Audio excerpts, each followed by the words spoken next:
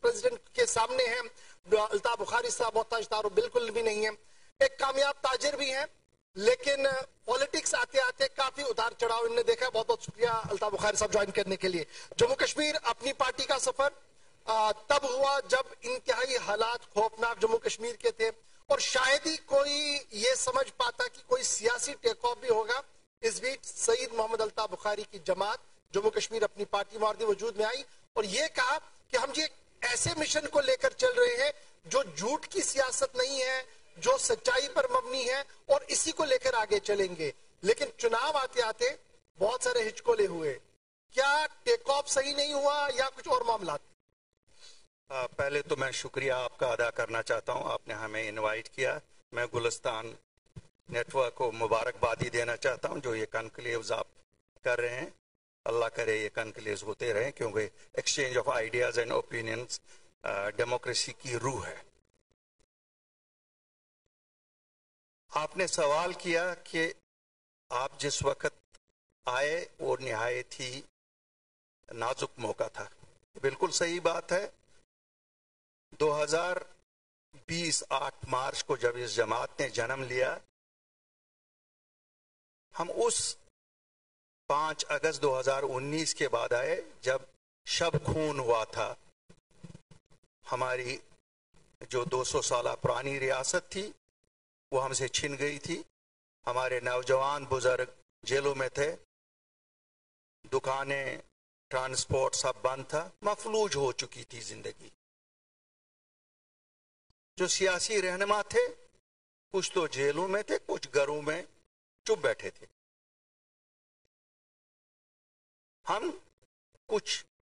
हम ख्याल दोस्त, हमने सोचा ये वक्त है जब लोगों को जरूरत है हमारी, अगर इस वक्त नहीं तो तब कब।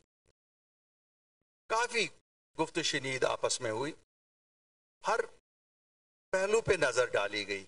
हमें ये मालूम था कि ये एक ऐसा स्टेप है कि हम अपनी इज्जत दाव पे लगा रहे हैं, हम अपनी इमेज दाव पे लगा रहे हैं। लेकिन उस सब की परवाह न करके हमने कहा लोगों के लिए अगर निकलना है ये वक्त है। ये वक्त नहीं है कि हम चुप करके अपने घरों में छुप जाएं या हम कोई स्मोक स्क्रीन खड़ा करें। एक पीएचडी, मरहूम पीएचडी एक बनाई गई थी, एक स्मोक स्क्रीन खड़ा किया गया था लोगों के दरमियान। सियासतदान उसके पीछे छुप गए थे। हम अपने आप को सियासतदान नहीं खिदमतगार समझते हैं। जो लोग हम जमा हो गए, खिदमतगारी की जज्बे से हम लोग सामने आए। मैंने कहा कुछ लोगों ने 50 साल की अपनी सियासी जिंदगी को दाव पे लगाया। शायद मेरी तो बहुत छोटा सा सफर था, लेकिन अच्छा सफर था, मीठा सफर था, और मुझे लगता है अच्छी यादें मुझे भी थी और लोगों को भी मेरी अच्छी यादें थी। शुक्र अल्हम्दुलिल्लाह हमने जमात बनाई, और जिस वक्त हमने 8 मार्च को जमात बनाई, मुझे याद है मुझसे सवाल किया गया क्या जरूरत थी। यहाँ तो काफी जमातें थी, गिनने को काफी थी, लेकिन सब घर में बैठे थे। सब सोच रहे थे शायद पीएचडी हल है सब चीज का।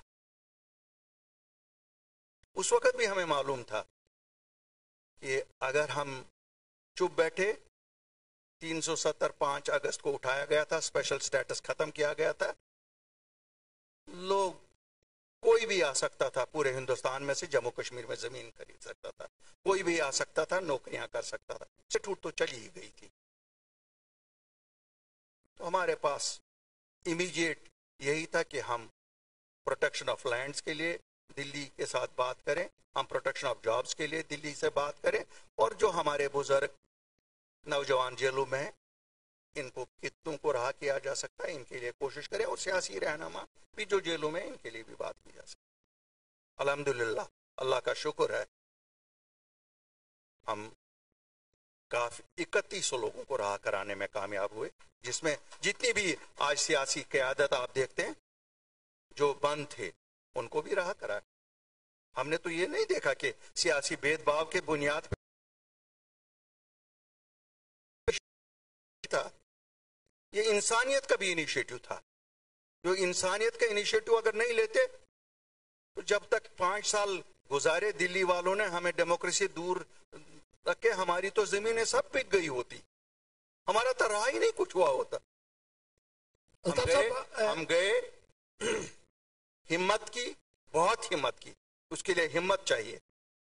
جموں کشمیر سے دلی جانا اور دلی میں باجپا کے وزیر اعظم سے ملنا, باجپا کے ہوم منسٹر سے ملنا, اور انہی لوگوں سے جنہوں نے 5 اگست کو چھرا گھونپا تھا, جنہوں نے ہم سے ہمارا سب کچھ چھین لیا تھا.